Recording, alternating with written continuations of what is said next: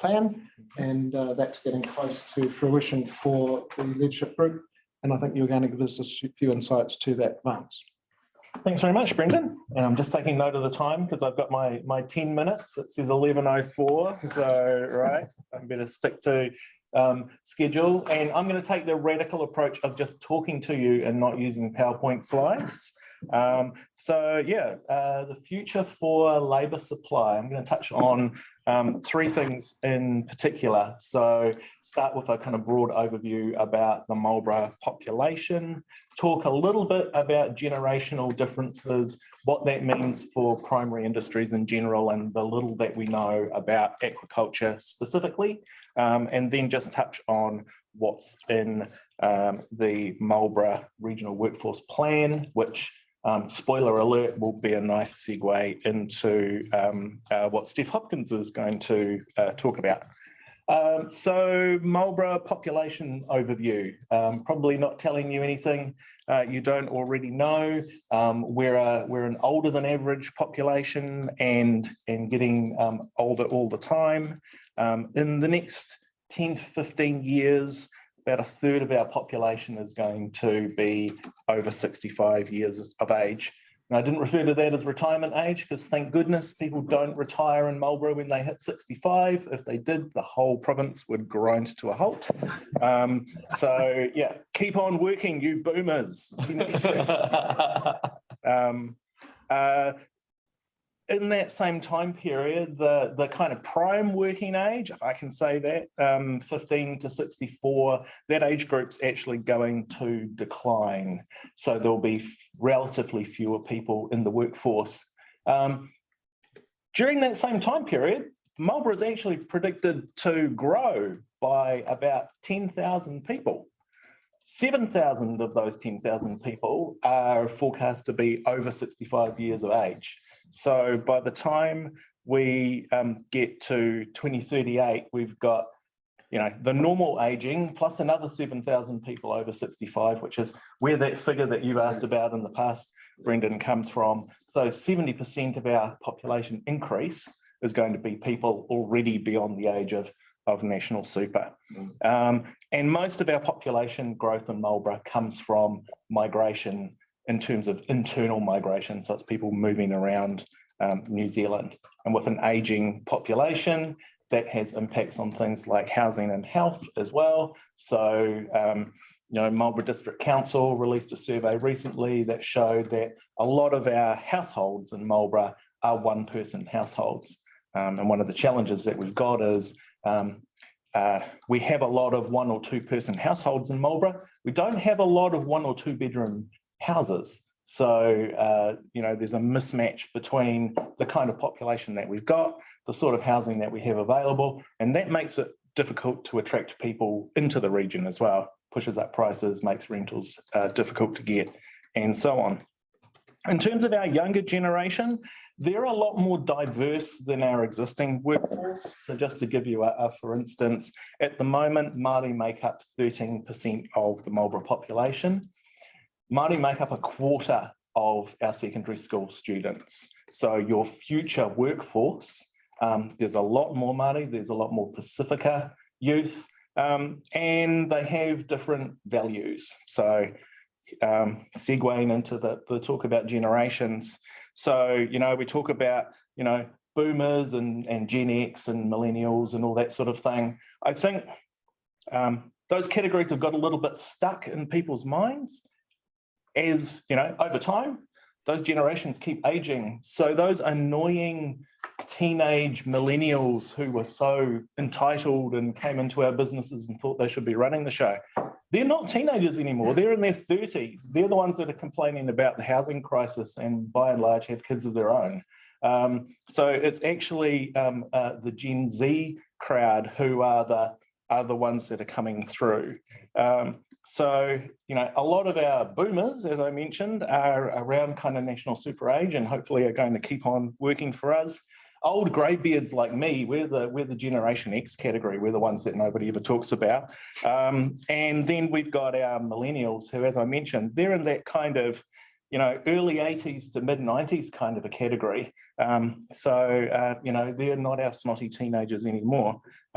Generation Z is, the kind of new group that's coming into the workforce now, and they have some interesting characteristics. So they are of all the generations, they're the most likely to believe that climate change is real, and they're the most likely to believe that climate change is caused by humans, and they rate climate change as the most important issue of the day. For them, it's the kind of existential threat. If you ask questions like, oh, what do we call the generation after Generation Z? They say, it doesn't need a name. People will be extinct unless we fix the climate.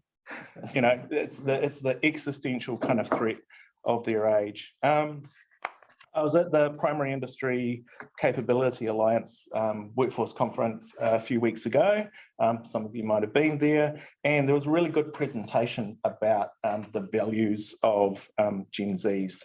When they're looking for careers, the number one most important thing to them is good employment opportunities, but they're also looking for international connections, variety, opportunities for problem solving and dealing with challenges and adding value, and salary and wages. So salary and wages is not number one, but it's still important to them.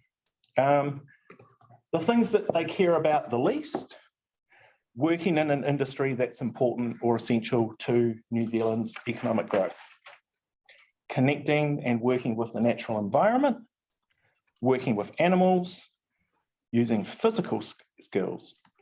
So we were reflecting at that conference, if you think about things like, the really flashy ads that the likes of Dairy and Z have put together, you generally see people out in nature, working with animals, using their physical skills and talking about how many billions of dollars the dairy industry earns for New Zealand, and Gen Zs are not interested in any of that. They also have concerns about the impact of primary industries on the climate. This presentation was talking about the perceptions of primary industries by this Gen Z crowd are that primary industries are, boring, dirty, and potentially dangerous, with the added kind of overlay of, and also potentially killing the planet. So at the moment, primary industry perceptions amongst that crowd in general, not particularly hot. I had the opportunity to quiz some young people through the consultation that we did on our regional workforce plan about their views of primary industries and things like aquaculture. And what they said was they have a question in their mind about whether aquaculture is sustainable. They don't know the answer to that, but it's a question that they have. They have a question around whether aquaculture is actually good quality food. They kind of compared and contrasted it with like battery hens, for example. There's been a real move away from, cage farming with chickens and so on. And they were saying, so does that mean that, salmon farms, is that good? Is that healthy? Does that produce healthy food?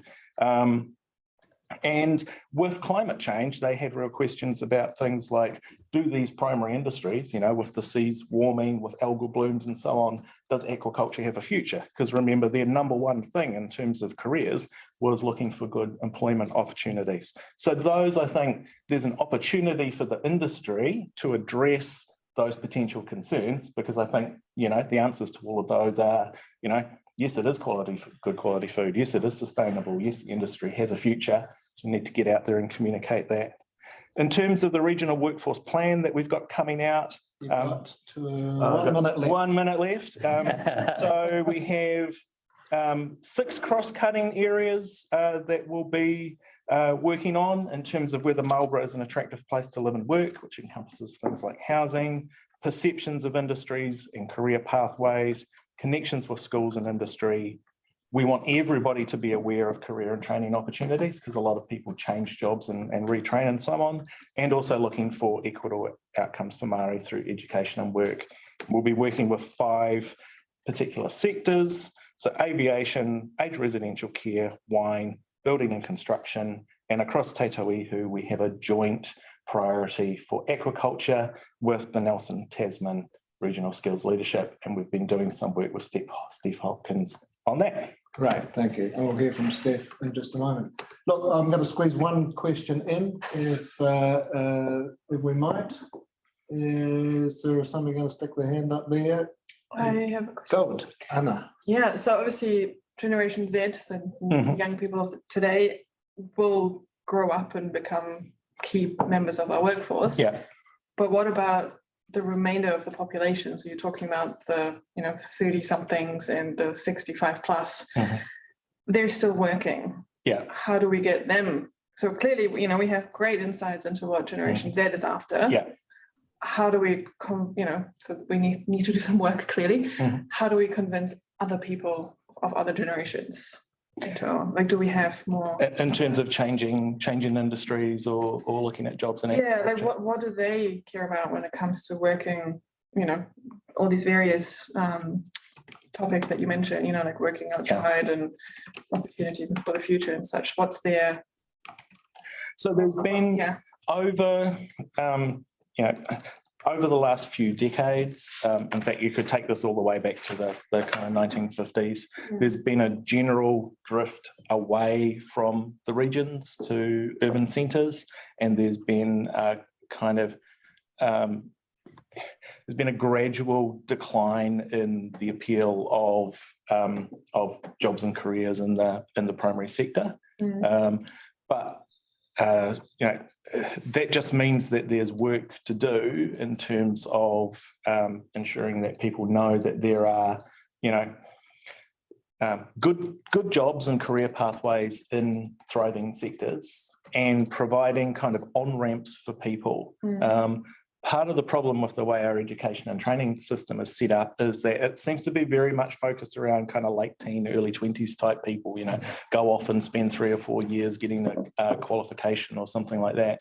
If you've got people with, rentals or mortgages and kids and so on, they're not in a position usually to be, out of the workforce for any period of time. So I think, learn while you earn opportunities and providing on-ramps into things that offer appealing career pathways is the way to go.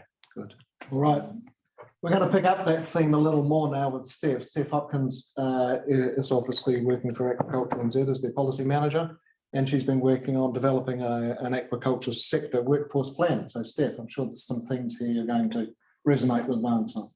Yes, thank you. Kia ora, everybody. I'm just going to hopefully share my screen. Fingers crossed. Can you see? Just checking you can see. Yep. All good. Yep. All good. You can't see my notes or anything. You can just see the...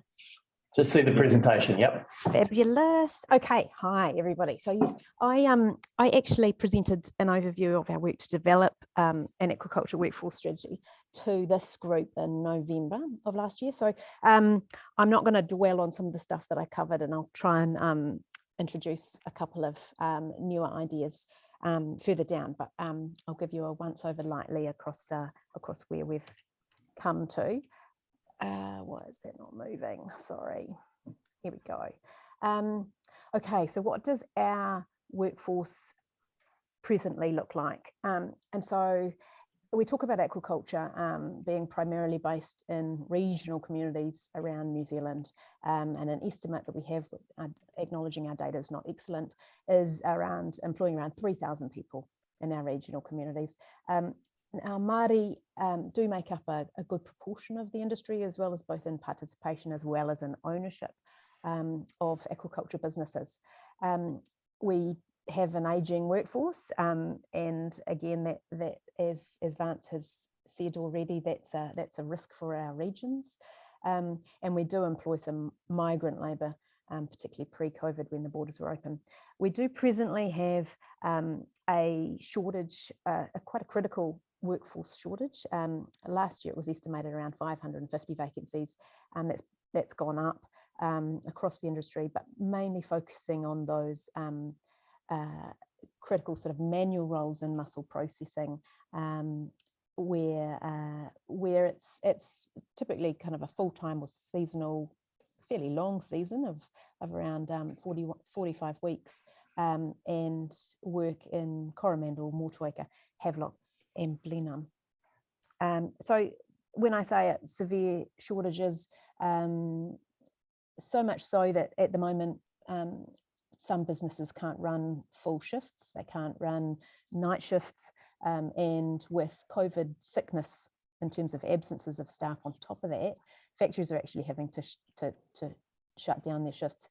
It's also driving other inefficiencies across the sector. For example, harvested mussels are being transported quite long distances around the country to those processing factories that do have sufficient staff to run a shift to be processed. So you're seeing kind of a coordination and what you probably don't see until companies are actually quite desperate when they're working together to get their product processed.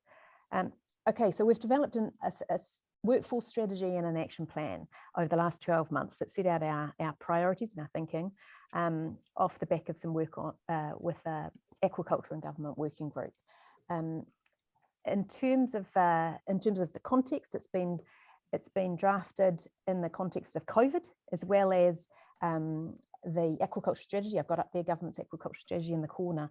So the future growth that's aspired to for aquaculture in New Zealand, being this $3 billion business by 2035, depends enormously on skilled and reliable workforce to support it. But there are those ongoing critical labour shortages in aquaculture that are presently a barrier to both maintaining our current productivity, so we're going backwards in some cases, as well as prohibiting growth. And these labour shortages have been far worsened by the pandemic, the border closures. Overlay that with the present government having a strong policy direction to get more New Zealanders into work, so that's a shift away from reliance on migrant labour, and so that's what I'm referring to there in terms of the immigration policy reform. And so there's a whole bunch of work that's underway across primary industries as well as aquaculture, but it needs better coordination, resourcing and strategic direction. So that's where the action plan comes into play. So the vision for our workforce action plan is to build a skilled, qualified and diverse workforce to support the sustainable growth of aquaculture in Aotearoa. So I covered in my previous talk those top five, the top 5 Ps. So the pathways and promotion is about being more targeted, more appealing, and not just about recruiting better, but also retaining those workers that we can get through the door. So there's a lot of work going on there, both within companies and within organisations, our organisation and others. So perceptions is about understanding what attracts people to aquaculture, what keeps them in the sector, and what are those barriers to employment. And it will allow us, a better understanding in this area will allow us to be more effective in our campaign. So as Vance was talking, it's about understanding who our job market is and how we communicate to them better. So we intend to run with MSD a bit of a survey in the top of the south. That's one of our priority things in that area. And in terms of projections, so this is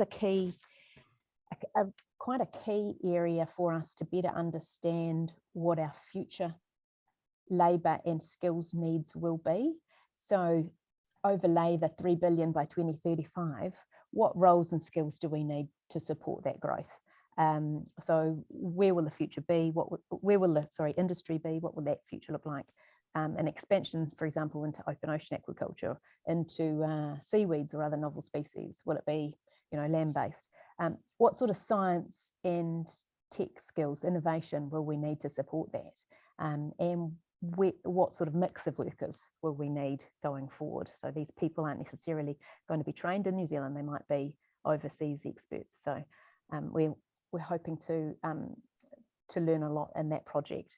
In terms of pastoral support, it's around identifying what are the issues and barriers to a reliable domestic workforce, looking at those things like accommodation and travel. Do you need a driver's license to get to work? That type of support. And then people progression is covering off an understanding of the education, training and skills needs. So it's about working with the education training providers like NMIT and other tertiary and vocational training, and to develop and roll out aquaculture specific and primary industry specific training and qualifications. Those last two, so the immediate shortfall in migrant labour, I'll talk about next, as well as the system transformation piece, because they are new things. Steph, your time's pretty well up, so can you skip through, please? Can I fast forward? Okay, so Yep. sorry, God, migrant labour. 10 minutes goes fast. Doesn't it? Okay, so this is a piece that we're doing that acknowledges that some of these vacancies are really hard to be filled by New Zealanders. Okay, so we are actively engaged at the moment with Immigration New Zealand and Seafood New Zealand on a seafood sector agreement. Rolling over. Automation, we are also considering, this is a piece of work that we're looking at with Seafood New Zealand on scoping the opportunities for automation improvements, because when it gets really tight, like it presently is, businesses, all the businesses I'm sure, are looking at those pinch points in their business where they can possibly sub out some humans, but acknowledging it takes time, significant investment to make progress in this area. I wanted to flag that Te Toi, who, as Vance has said, has identified aquaculture across both the regional workforce plans that have been developed, and really sees them as a hub for the ocean economy. And yeah, so interesting opportunities for us. God, this is way too long. Sorry. It's just so fascinating. Again, here I did mention the workforce, aging workforce, and the cost of living. Hey, sunshine wages is not going to attract people when you can't afford to buy a house. So this is a real challenge. And I like this idea. Okay, so and I know I'm going over time, but you're just going to have to let me, just in terms of building a resilient workforce. This is something that came out of the Pika Insights Forum that Vance mentioned too, was three things: building the team culture at the right scale. So when I think about our workforce, I think of a team of 3,000. I should be thinking of a team of 500,000, because that's the food and fibre workforce. Build your adaptive capacity. So that's looking at what do you need to grow, what do you need to respond to climate change, things like that. And take a long-term view like Māori agribusiness, where they take an intergenerational view and they foster roles and pathways for everybody. I really liked that. And then last, that's me. Okay. Good. That's okay. Okay. We're not going to take questions, but thank you, Steve. And of course, the whole point of this is to share these ideas, and the presentations are connected back through the minutes and so on, so you can pick up follow-on emails and known to everybody.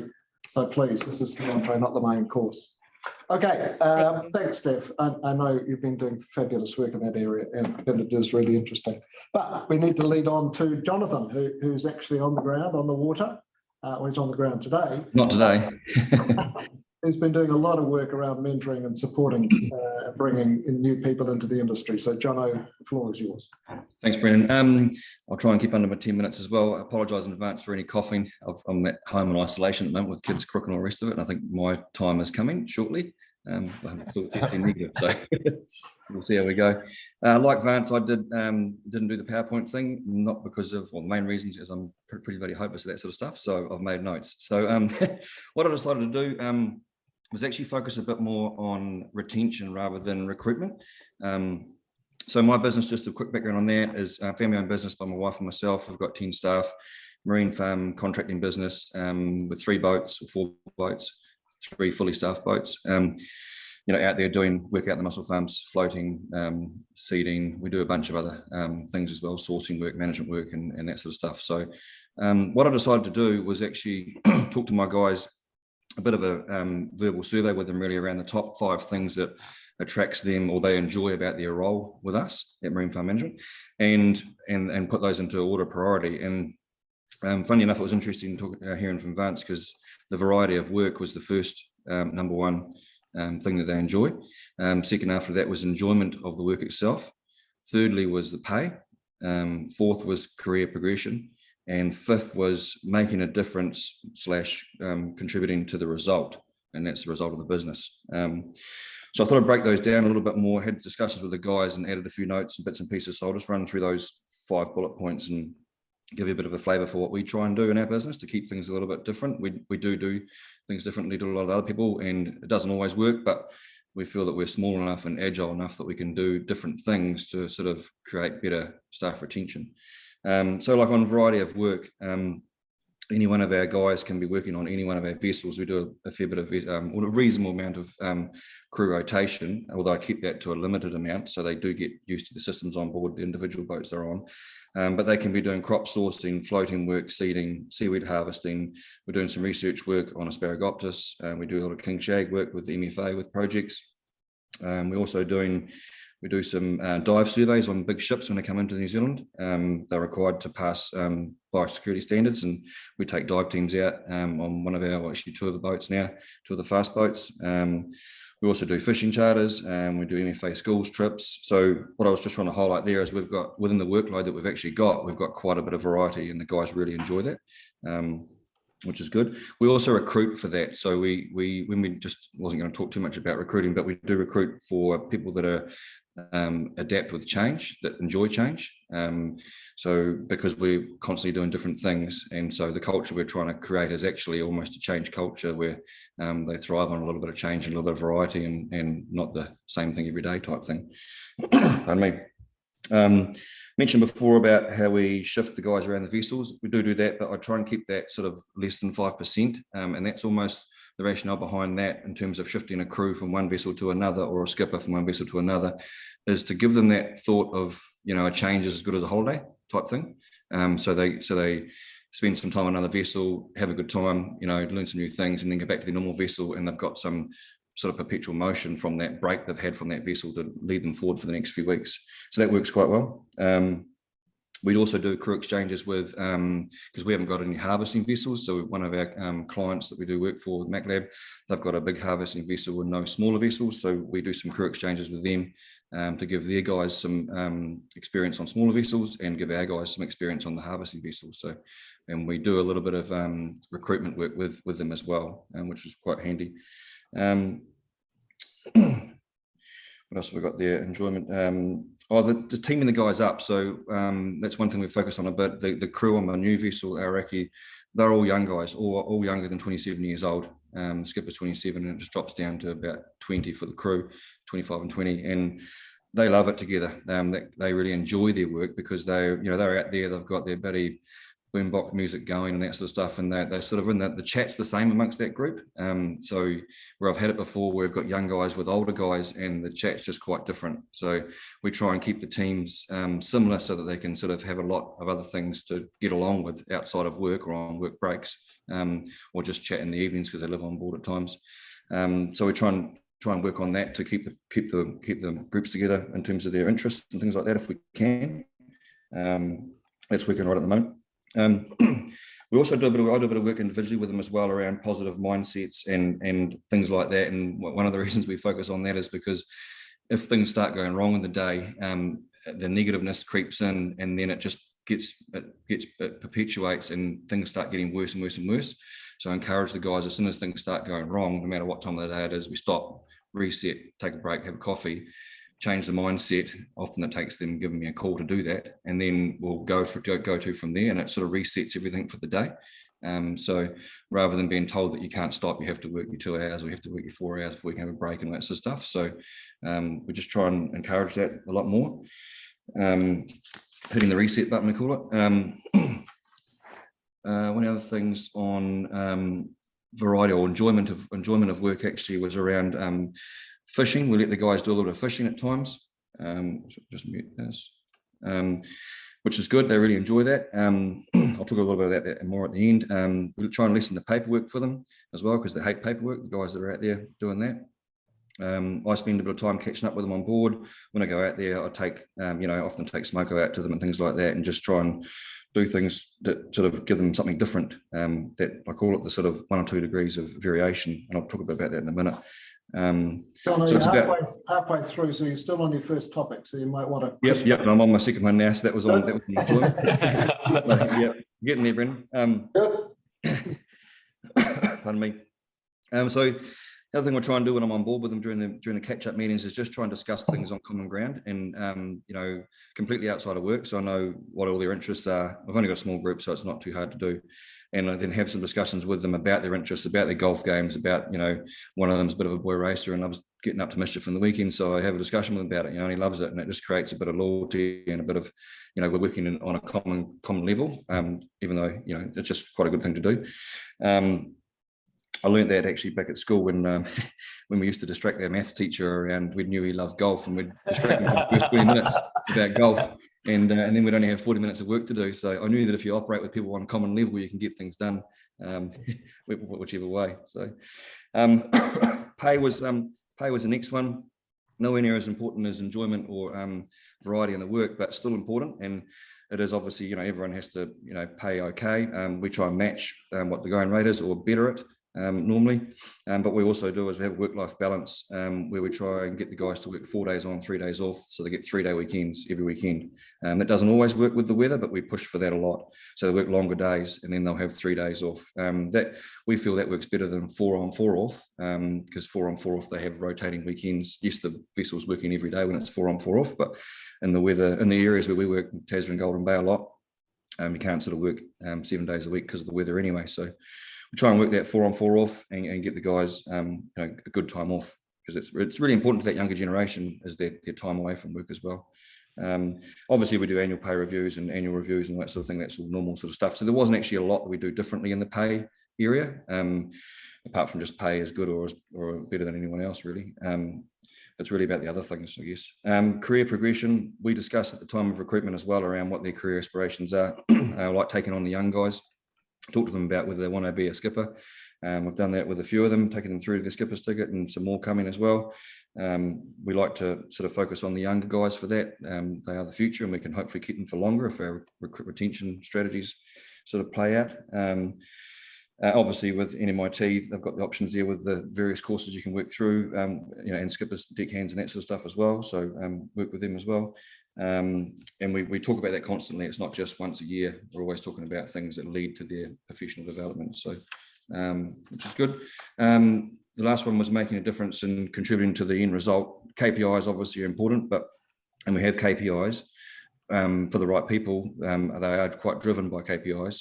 But it is important that the KPIs are actually linked to a real result and a real outcome and something that you can actually share with them, whether that's a financial outcome that you can share with them, or there's no point in having KPIs that they don't really see what the final result is in the business. So I do share some financial information with them about what their efforts and how that relates through to the KPIs they're working towards in terms of targets, and how that relates through to the bottom line for our business as well. Although somewhat abridged, but it works really well, and they feel like they've got a part of it, and they're helping drive the performance of the business, which is good. And again, their performance of their sustainability in their role, because if the business is going well, then you know they can develop in that role and that sort of stuff as well, and feel safe in the workplace working for us. Obviously, continual feedback on performance. I have quite a few one-on-ones with them, and we work on that.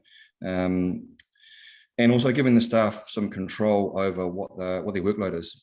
So I don't sort of micromanage them every minute, every day. They get a rough work plan for the week, and they can work the timelines out. And they get better buy-in from that, and I encourage them on efficiencies. Some of their KPIs help them sort of develop those efficiencies as well. But having them, each of the skippers and the crew, having some control over their destiny for the week, it makes them, you know, have a lot more buy-in in terms of the activity, and we see better performance and productivity out of it, which is really good. So a couple of take homes mentioned before we talk about 1 or 2 degrees of variation, and what that's sort of about is we try and do things that the guys enjoy, coming back to the enjoyment of work and the variety. Do things that they enjoy that benefit the business, but also are only a couple of degrees difference of what we're already doing. In classic cases of that, we do some fishing charters and things like that. We've already got the boats, we've already got that sort of stuff. So it's not too much of a variation for us to go and do that sort of thing. We'll let the guys go fishing, for example, on their lunch breaks or on the way back to port. If there's a spot they're going past that they want to stop for half an hour and have a fish, that's fine. We do that sort of thing. That's not too different to what we're already doing, because we're going past it. It's not cost us a lot of money and all the rest of it. So what I was sort of thinking, other people need to look at their businesses and look at what what's within their businesses of only 1 or 2 degrees of variation, it's going to bring some variety to that person's role that would then, make them feel a lot better about their role, because they're doing something that's not always normal, that might be, well, my yardie, for example, ends up going to Nelson from Blenheim sometimes to pick up rope and things like that, and he really enjoys that, and so that just creates that sort of enjoyment of the work. So there's always variation, 1 or 2 degrees of variation within any sort of business. It's just a matter of finding it, and I think any business can find it. Even in factory environments, it might just be doing the job slightly different, or a slightly different job for part of that day or whatever, and that could add to that person's enjoyment. Just about finished. About finished, Brennan.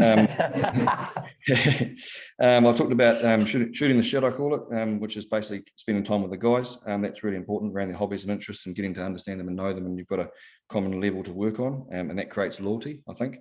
And the last one was, I was going to ask how many people have got, talking about retention, not recruitment, how many people have got, a retention line item on their budgets? No, I have, and bugger all people have, and that's because I think we always focus on recruitment, and lots of people have recruitment line items on their budget. We're going to spend $20,000 on recruitment this year or whatever. I think we need to start looking at actually let's spend some real money on retention and work out how we're going to go about doing that. And you can have that argument with your accountant and IRD because it's all pretty new and foreign to them. But I think with the workforce environment the way it is at the moment, that's actually a real issue, and we need to spend real money on that. We know that recruitment costs probably 10 times as much as retention potentially, or at least 5 times anyway. So I think getting that into the system and actually spending some focused time on retention is really important. So that was probably the only key message really. We're not bloody perfect at it by any means, but we're trying to do things differently, and we're actively trying to do things differently to others. That's it. Good, thanks, John. And it is a pleasure to see the attitudes of your crew and your boats. It is palpable. They love what they do. Any quick questions for Jono? All right, well, we're going to roll on because we're running against the clock as always. Thanks, John. That was a great contribution. All right, so with us today is Chris Shaw, who's the education to employment broker in Marlborough, works at the Chamber of Commerce, and he's been doing a lot of work around a trades academy model. So Chris, you've got 10 minutes. I've seen how that 10 minutes plays out for everyone else, and I expect the same trend. Kia ora, thank you for having me today. So I'm not going to talk about aquaculture first up. I'm going to talk about the work I've been doing with schools on a construction and engineering academy, which is facing similar, everybody that you speak to is talking about the skills and labour constraints that they're facing in their industry today. I just wanted to remind us what that looks like in some numbers. So, we've got a few projects coming up in Marlborough in the next couple of years, and this was from our trusty local newspaper. 1,800 workers needed to fill the construction and labour gap in Marlborough. And I want to make the point while we're going through this that education, there's often this question about, isn't that MOE's job? My argument is that education is absolutely an economic development issue, and businesses suffer when we don't invest. So 1,800 workers needed to fill the construction gap in Marlborough. And the next slide, if you will, please. This is some out of the horse's mouth sort of snapshot of the well, there you go. Wine Works, 230 people for their full roster, and that's sitting at 195. And Crown Sheet at 80 to 85% of their staffing requirements. They're full. They can't make another tank. You won't get another tank ordered until May next year from Crown Sheet Metal, and it absolutely affects their ability to do business. Thank you. Keeping to time. The next slide is now about schools and about how we're recruiting and how that looks. So in Marlborough, our NEET rate, the Youth Not Employment Educational Training, varies from about 10 to 13%. I've got Vance in the room, so I have to have some variation in case I've got my numbers wrong. 10 to 13%. And that amounts to about 480 in Marlborough, but 2,500 people, young people between 16 and 24, are not in employment, education, or training. They're lost to the employment market. We know that those people who are lost from education around the global financial crisis, when they didn't get employment leaving school, that it took some of them around 10 years to get back into the labour market. So it's a loss of efficiency. I also want to point out that if we're losing that 10 to 13% who aren't going into employment, that's an indication of inefficiency in the education system, and down through the rest of the students who are in the education system, how are we telling them and recruiting them into employment? And are they going into jobs that they flop into, or are they going into jobs that they actually select into? So now I'm going to talk about Switzerland because it's my favourite country, and I love the title there of the Swiss economist wrote there, "Why Are We So Rich?" And I think Marlborough could write that book if we go about this properly. So they point to the Swiss educational vocational system. I'm going to, it's a really incredibly well-developed system. At the state level, the confederation, so that's the kind of government level, they manage the strategic development of their education system. So that's sort of at the level of Te Pukenga, the stuff we're seeing coming out of Rove, the work that TEC does.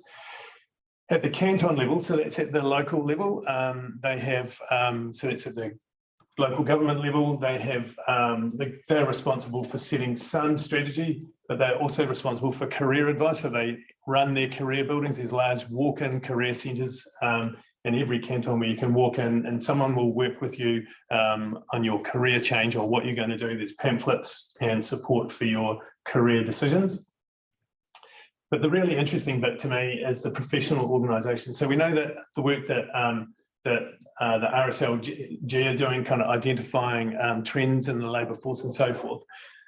In Switzerland, employers sit alongside schools and employers determine what the curriculum looks like in school. They say, this is our future needs, this is our training needs, and this is where we need to be investing. And that communication goes right back to the classroom floor. So by year 10, a student in, so that's 14 for all of us old people who left school before whenever that changed.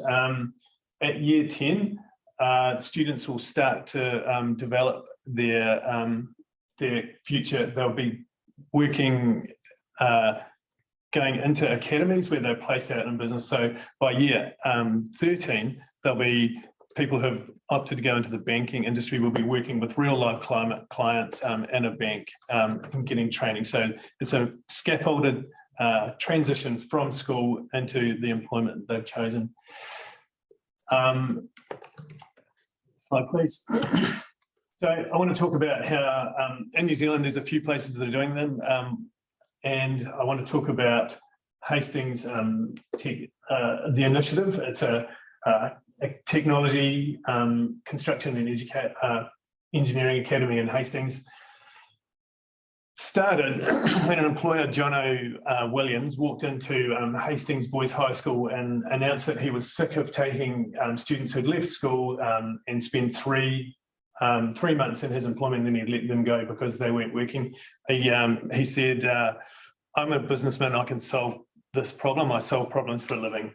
He talked to Sala Delport and who was the head of department at that school, and between them they came up with this initiative. Essentially, Jono's business invests in the school. Over the last 4 years, they've had $450,000 worth of investment. They've got fancy machinery, and if you go to the next slide, you'll see some of the tools. So this is the stuff that the students are making at year 13. If you keep going forward, that's a wood splitter. Looks like something you might send overseas at the moment, but it is actually a wood splitter. If you go to, I want to talk about this lamp. So this is a Decile 1 school. So they recruit from vineyards. Lots of first generation New Zealanders go to this school. This student at year 10 was spotted, at year 11 was spotted by Jono Williams. He's now his head of design, earning $120,000. He left school into a $100,000 job.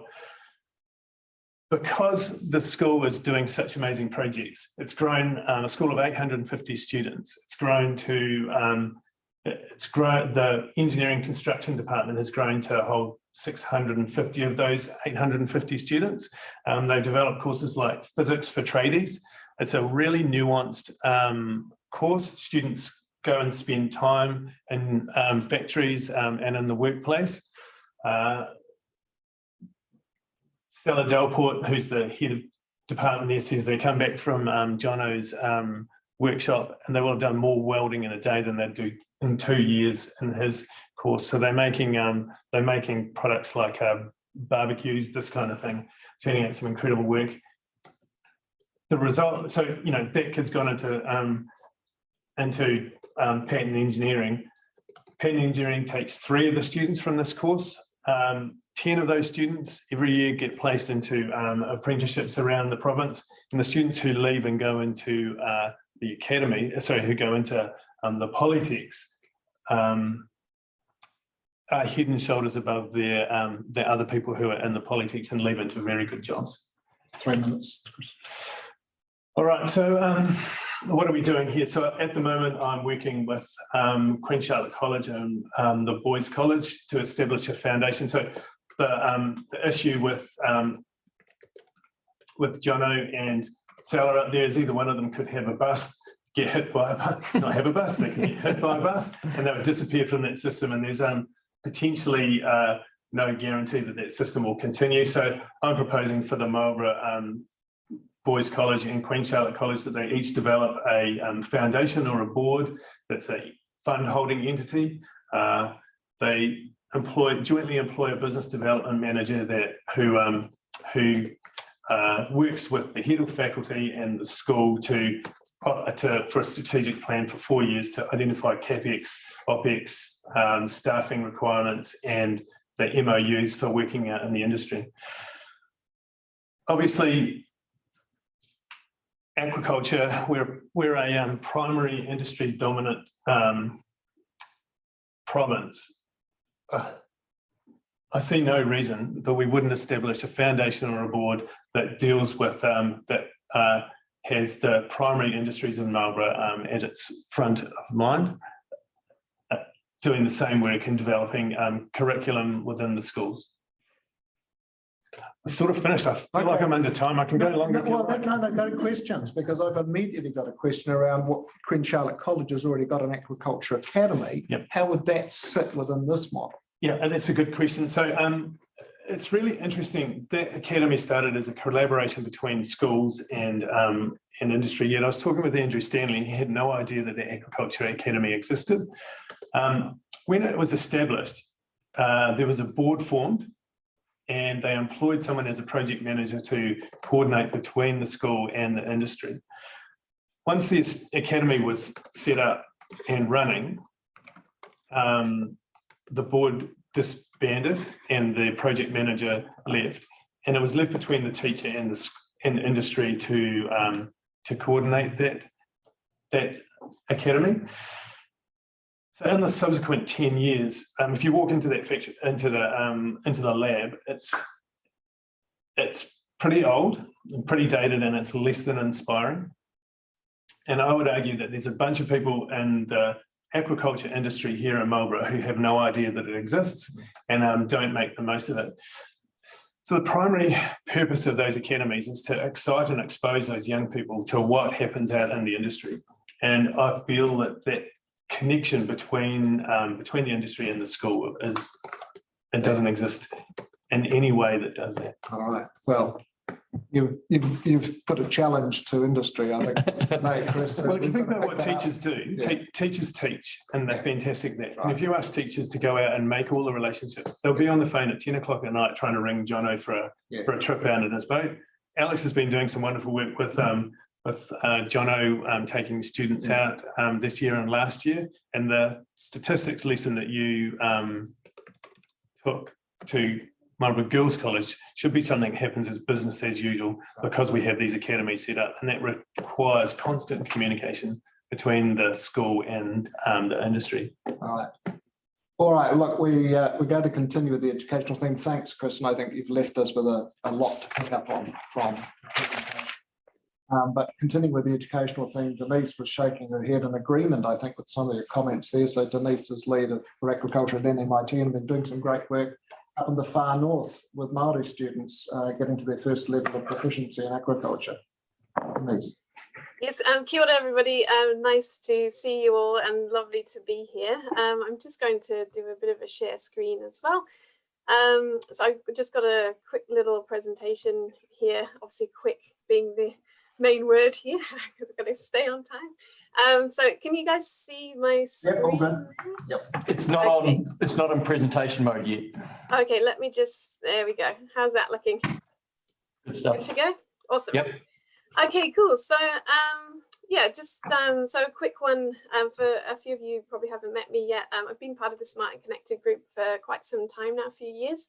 But I was away on maternity leave last year, so you may not have come across me. But I run the Marine Conservation and Aquaculture Department at NMIT. And over the last 5 years or so that I've been there, there's been a lot of change. And this is one of our kind of newest and most exciting sort of projects that we're working on. So what I wanted to do initially is just talk a little bit about the overview of training and what's available in New Zealand. It's quite a complicated space, and in tertiary education, we love to use acronyms for everything. So I thought I'd just sort of break it down quickly. So if you're interested in training in aquaculture in New Zealand, these are basically your options. You can go and get a job in aquaculture and learn on the job, which is super important, and do kind of internal staff training.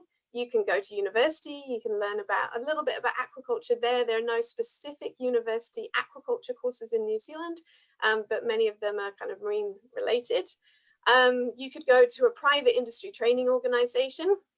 Not many involved in aquaculture, but they're quite similar to the primary ITOs, which are basically the this kind of area is soon to change with the amalgamation of the polytechs, but essentially those guys do kind of online, in-house training where they'll send someone to a site and help kind of train and work with people while they're on the job.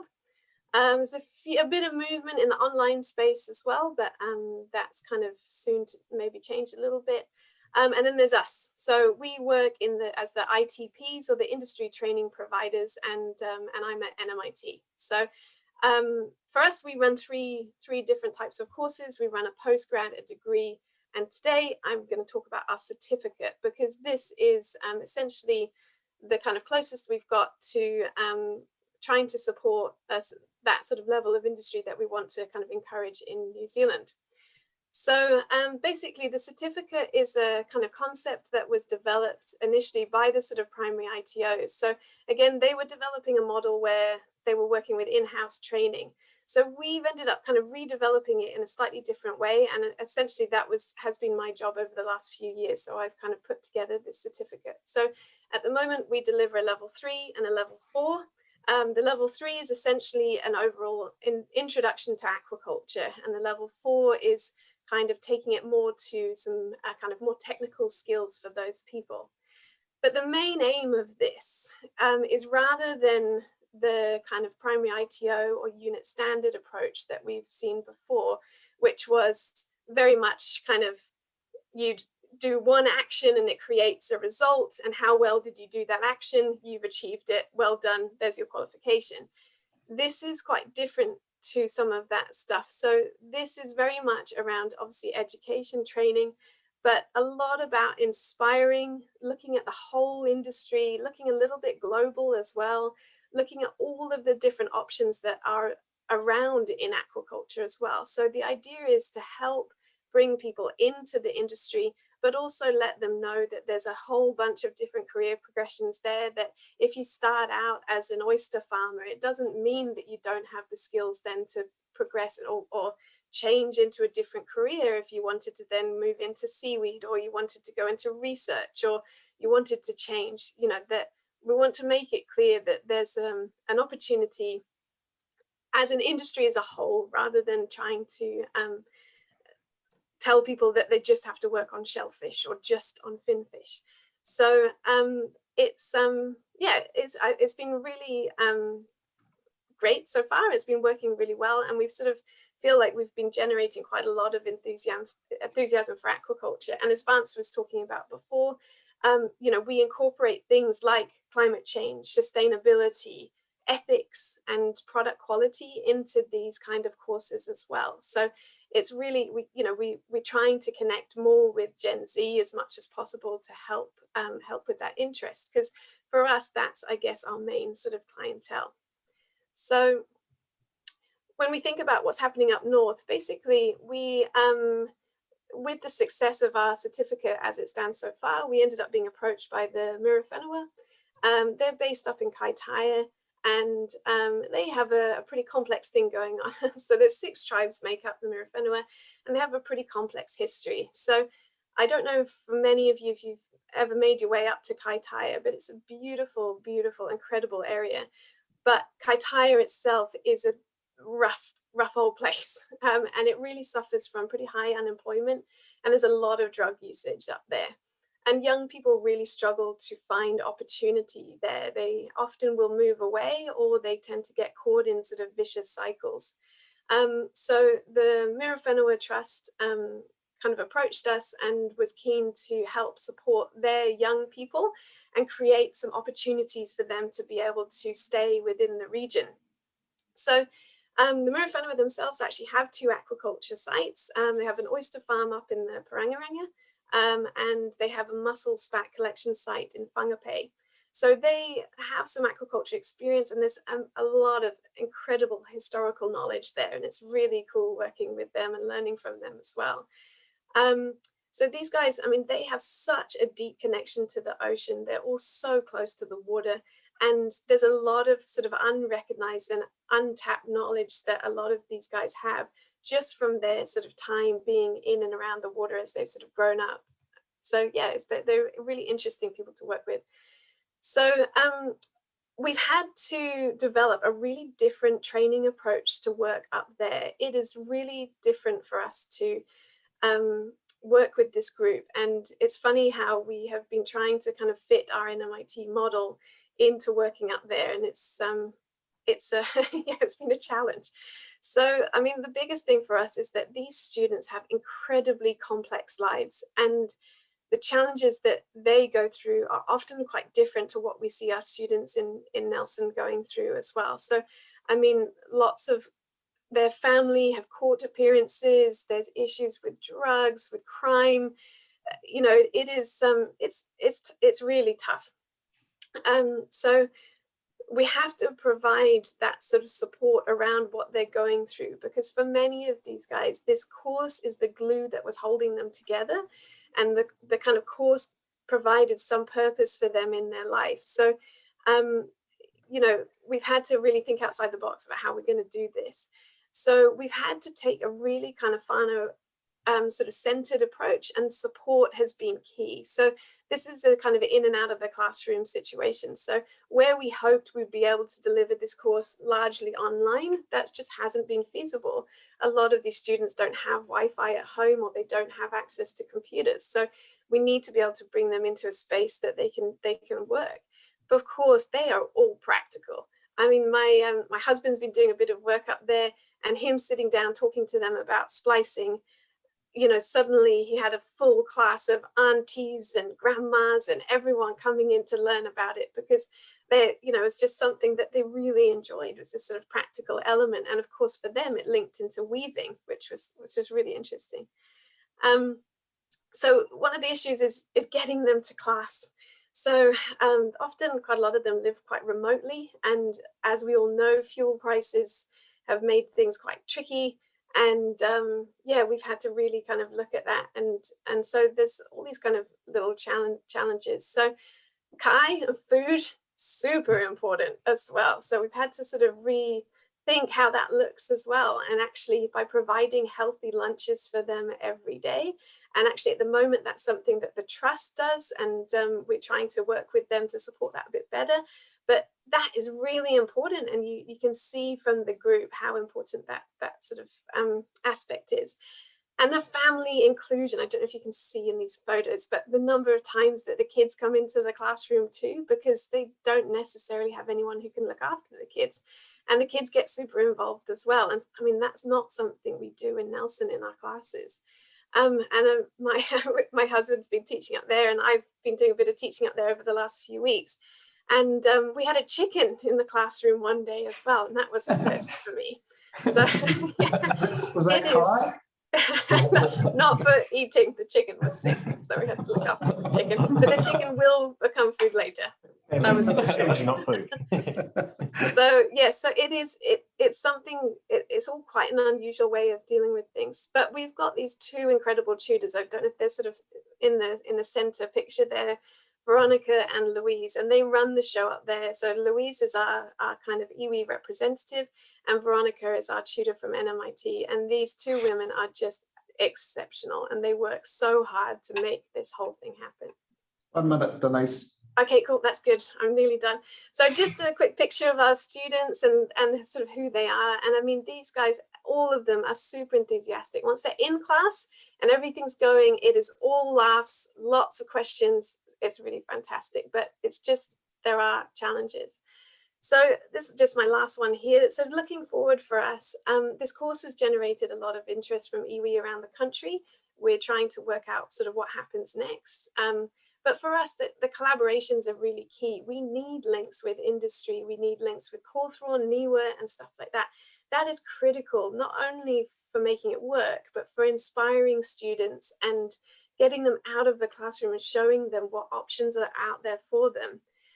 But I'll be honest, this whole thing has not been without its challenges. And over the last year or so, it has been quite tough to try and make this work. And iwi relationships are incredibly complex, and we can sometimes organize something and the whole thing falls over because of some historical issue.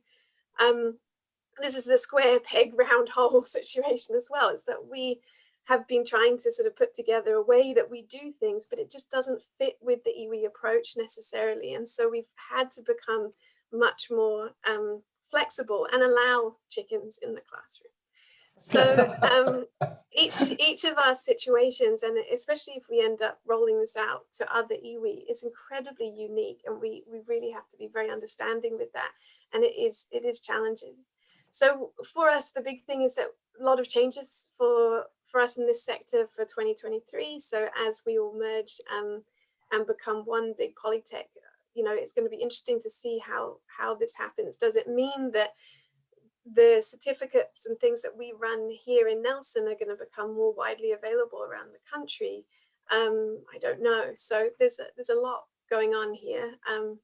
And I could talk about this for a very long time. But you won't. So that's me. All right, thank you, Denise. That's really inspirational stuff, and I'm not at all surprised you're getting interest in the course you generated from iwi around the country. And all power to you in that, as Vance and others have talked about, the Māori workforce is going to be a growing presence and providing opportunities for them in environments where they can learn and be comfortable is critical. Well done. All right, that's all we've got time for today in terms of our presentations. Thank you to all of you who've contributed. I'm sorry I've had to be brusque, but otherwise we'd be here till after the tea time, as you well understand, because it's all fascinating stuff. But we've had fabulous contributions, and the whole point of this is that you get only a glimpse of what's been presented. That we are recording this, so it's available to see, and also the presentations will be linked into the minutes of the meeting, which we're hoping to dig out at about a week's time from today. So if there's questions that you wanted to ask, and sorry, time hasn't allowed, please pick up the opportunity to do that. We're now going to proceed on with the balance of our meeting, but thanks to those of you who need to leave now. Thanks for your time, much appreciated. All right, so we're going to move on now to the minutes of the meeting from last month, May the 11th. Sarah put out those minutes to you. There were, I was not at the meeting, so I can't vouch for their efficacy, but I'm sure that Mark will, as chair of that meeting. Anything arising from your perspective, Mark, on the May 11 meeting minutes? Oh, we can go through the actions, but nothing from the minutes. Yes. Did everybody get the attachments that were there? They didn't, something came through this first, there were going to be attachments. I did see that one from Michelle Lee's presentation. There's going to be an attachment too from Anna Yellop's presentation. Oh, by the way, Anna was an apology today. I'm not sure I read that out. On companies wanting to tap into funding. Did people see that if they wanted it? Zoomers, did you see that minute if you wanted it? We can reattach it if you didn't get it. And then there was a third one, which I was looking for, which was from the draft workforce plan for aquaculture that Steph had talked about as an attachment. Did that go out? Do people see it? Do people want to see it? Yes, okay, so we'll reattach that to the minutes from this meeting if anybody wants to see those attachments. All right. And Mark, any other matters? Otherwise, we're all good with the minutes? Happy with the minutes. All Yep. good, true record, thank you. Good. Matters arising from that were the themes. We're going to touch on that in a moment. I did get those details from Denise, thank you, on the Kaitaia course. Councillor Peters and you have been in contact, Anna? No, actually, we have not. No, okay, you'll pick that up, I'm sure. Or he will pick that up, one of you. Oh, I think that, yeah. And I'm happy to give an update just on that because I know he's got the long-term plan or the annual plan, not long-term, the annual plan at the moment in terms of hearings. So there is an internal working group at council being put together about the waste strategy, so that how we can go out to industry and say this is what we're trying to do and this is how to engage in terms of the future of other sites. So that is an internal piece that's going on, and then we'll look to go out and have a waste it's a workshop just in terms of getting everyone together and saying, hey, this is how this, we could do trials in the future and how we can work together on this piece. So it's because it came up in the wine industry. This season was a massive season. So there was a lot more waste, Great Mark and Lee's, and that caused a lot of issues in it. So it is something that's being worked on. So we should see some more details, particularly from that. So he is aware of that. I think you should reach out to him as well anyway, but there is going to be an internal group and more stuff coming out with that. Yeah, awesome. One question around that. So I'm really pleased to hear that. That's great that that's an outcome on the back of a unfortunately unsuccessful project. One angle of this that I would be interested in talking with you or Mark further on is the consent angle, because the consent angle isn't just an issue for waste type projects. It's any kind of R&D trial that will be less than a year, costs of going through a costly, like a lot drawn out consent process need to be balanced with the fact that it's an R&D project. So that's another piece that I think maybe you should talk about. Yeah. that's a can of worms. I'm aware it's not easy, but no pun intended with the can of worms. It's a worm project we're trying to do for the wine industry. Exactly what we're trying to do. So look, really happy to do that. I'd really like to keep those two things separate so we can get momentum in one to change. But I really appreciate the R&D stuff that's going on. It's a challenge. All right. Where we sit in the plan change process. Yeah, that's the next yes. Yeah, because there's the RMA reform anyway that's undergoing, and then the environmental plan in terms of those things. So that's what I'm saying. There will be some things that we can adjust now, and then some things that I'm now learning about as there's a process associated with that. I have one more question for you, Mark. In regards to the, projects coming up in the short term, for long-term projects around waste capture, is there a process or protocol that's any different from the current one that should be? I mean, if this is being looked at in a bit more detail, should we just take the traditional pathways, or should we start talking to specific individuals in order to hopefully smooth through this process a bit better going forward? So I guess there's a couple of things, and particularly it'd be great for us to have the internal meeting, and then there'll be some outcomes from that. And then if one of those is actually we need to look at how we look at that process. I wouldn't want to delay if you've got something on the go now. You'd want to put it up and to start just going through the process as normal. It would just mean that there is what I'm hoping as an outcome is the district council says, actually, we're trying to encourage these certain behaviours. So this will help us to all, you know, if these things come up, we're all going to have a look at it to say how we can make this work rather than how we can stop it from working. But that's going to take a moment, I would have thought. We've got the initial meeting, not next week, the week after. So I'll have more details from that point. But it really just depends on your timing, Julian. And happy to chat to you about it. Yeah, no, thank you. Thank you. Very helpful. Offline. Sorry, Mike, one more thing. Can I suggest that you ask someone internally at MDC to see how the new plan treats that question? Yeah. That would be worth looking at. A report back. To inform your internal. Yep. Yeah. And probably sit with Perry on that. He's got all the time in the world. Yes, exactly. Love this stuff. Yeah. Good call. All right, we'll action that for the next report back to the next meeting. Yeah. Thanks, Mark. Good. Next item agenda is actually, where's my agenda gone?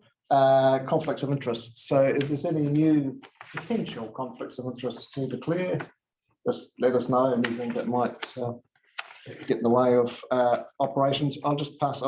There's a couple of the conflicts for me on that sheet that are out of date. So I'm just going to pass that to Sarah. You can take that out for the next version, please.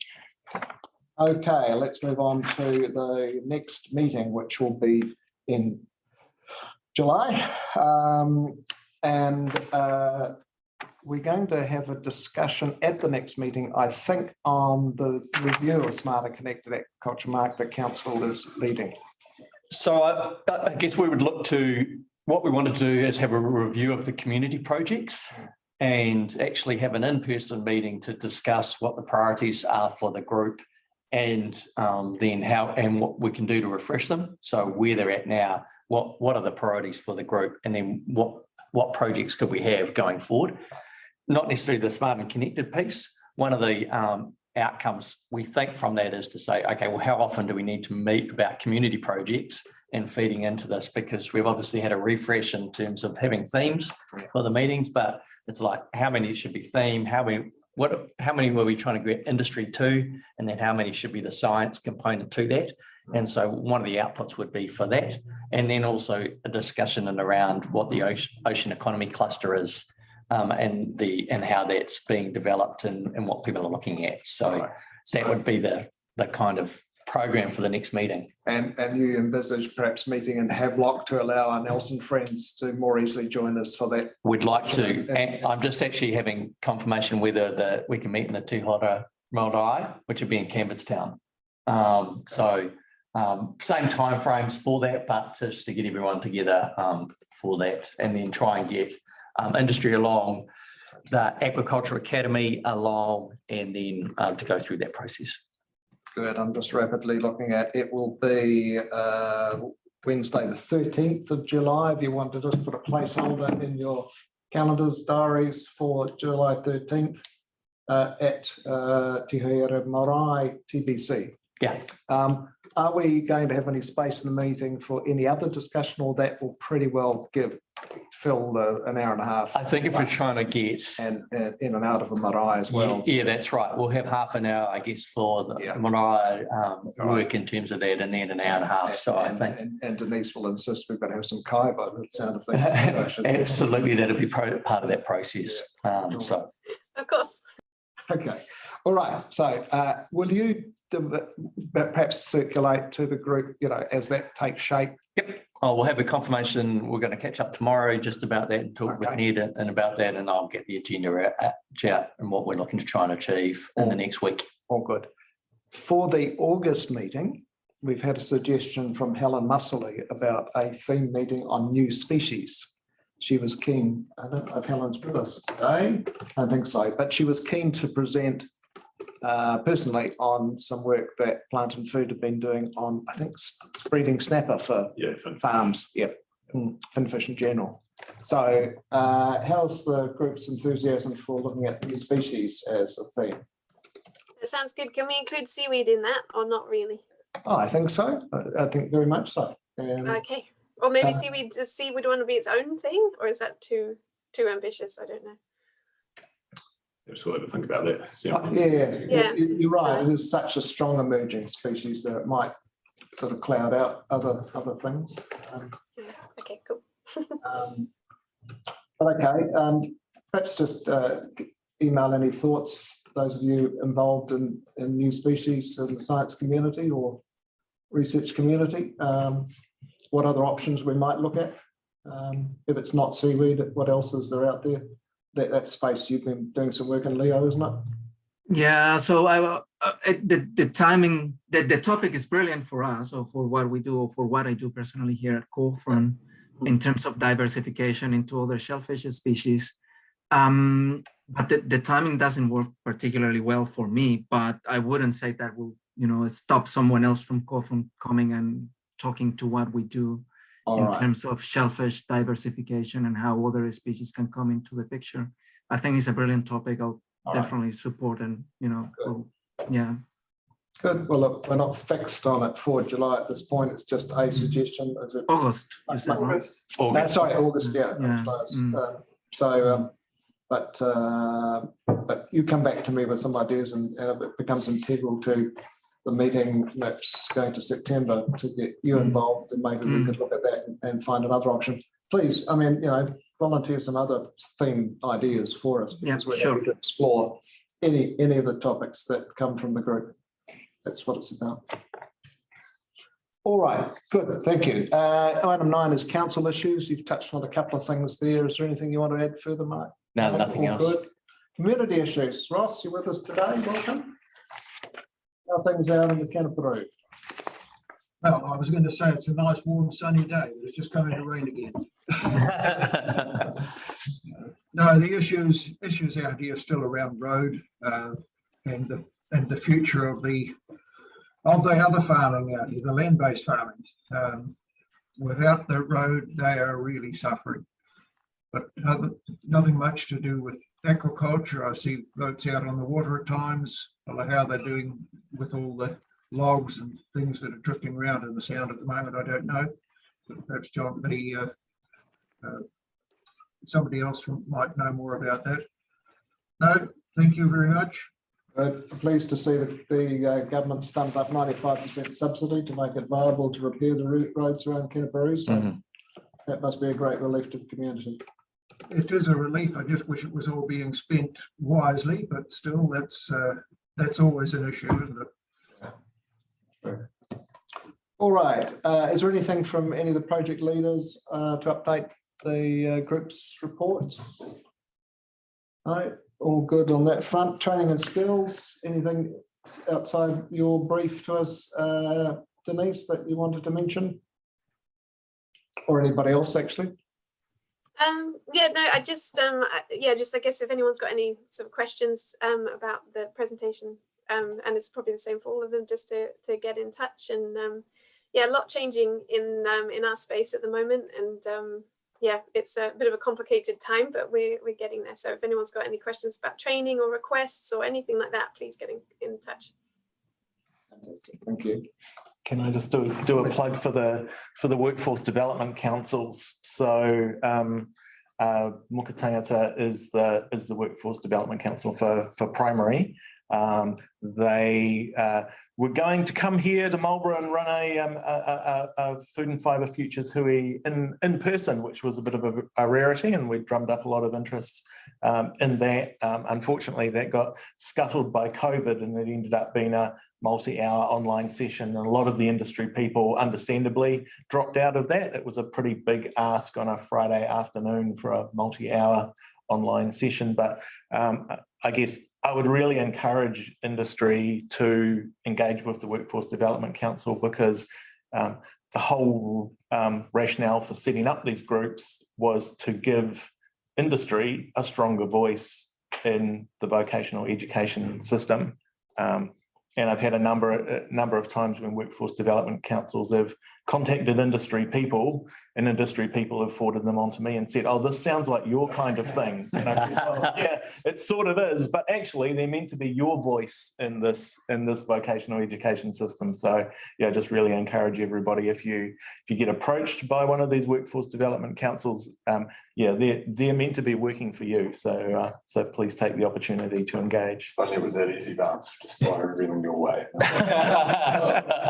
Well, if you're only interested in having my opinion on these things, then feel free, but I'm no expert in most things. Cowboy. Okay, all right. Other business. I've got one item, but if there's anybody else got anything they want to contribute, we're actually going to finish on time today, remarkably. Just one question. Yes, Anna. Just following up on earlier about the Smarter Connected review results. Yes. So obviously you're still working through that. Mm-hmm. Do you have any ideas on when we might get to a point where we can discuss? I'm happy to just catch up. Well, we're catching up tomorrow on it. There's obviously a bit of the stuff in terms of the review process, but a big part of that was the community projects and the work coming out of the next meeting for it. So I think because then it'll actually be like, how do we want this to be set up? Yeah. We obviously had a refresh of the exact format, and having the themes here was one part of that, but that just came through that initial discussion of the meeting rather than an actual official review. So we sent out the document of what we were looking at. So yeah, in terms of timing, I think that's the time and how often we have the meetings and how the format it is, that should come out of the July meeting. Okay. So then we can put in as to say, actually, this is what the priorities are, and do we agree that we want to work on them together? And then if we do, then that sort of endorses, that approach. Yeah, because I think what I'm missing a little bit is that mission statement of what are we here to do. Yeah. And I'm really enjoying the sort of lecture style, but I think that's a nice to have. That's not necessarily. And that's still a temporary thing, right? Because you can't go on forever in terms of what that piece is. So absolutely, that's part of getting together to do that actual review of it. Good. Okay, good. My agenda item just emerged this morning. I haven't had a chance to even talk to Ned about it, but it was an email from Doreen, Mark's colleague at council, about an initiative in Bay of Plenty where iwi had driven and brought together a hui on aquaculture, its future, its potential, its requirements, its training needs. They had the associate minister there, and it seemed to it resonated with me, because one of the questions in council's wellbeing strategy was, how do we get iwi more involved in various activities? And my response to it, I will be submitted to council, is that's for iwi to kind of determine, rather than asking us to find a solution to these questions. So having heard what Denise was saying about engaging with iwi and the success that is bringing with its challenges and difficulties, it seemed to me that Bay of Plenty initiative might provide some model, a template for us to actually pick up and see if we can't replicate here. So I just wanted to aerate it. It's only just arrived this morning. And maybe, we can pick up a discussion. I'll either forward it around the group or attach it to the minutes, probably the former, and just see what interest there might be in any sort of pickup on that, because it seems to me that could be a way forward. It's a gender topic we've talked about many times and got to no real point yet, but we really have to. Okay. Completely agree with you, endorse. One of the reasons why we have it on the Mariah is just to absolutely start having a conversation. These things are starting to line up, aren't they? And Denise's presentation, I think, is just further evidence of that. So absolutely. Okay. All right, I'll circulate that forthwith. And we will meet again on July the 13th in a venue to be confirmed, but we'll look forward to catching up with you in the interim via email and other space. And we will be getting out the recording and the the context of most of the folk involved. But if you want to pick up and develop a conversation with Jonathan or Steph or Vance or Chris Shaw or any of the presenters, just please pick it up and do that. All right, let's finish with our karakia. Te tawa mai I runga, te tawa mai I aro, te tawa mai I roto, te tawa mai I waho. Ki tau ai te Māori tū, te Te Māori Māori ora, ora, ki ki te te katoa. katoa. Hui ei, hui ei. Ta. 12:29. Talk to you now. Thanks all. See ya. Great, thanks everyone. Look at that.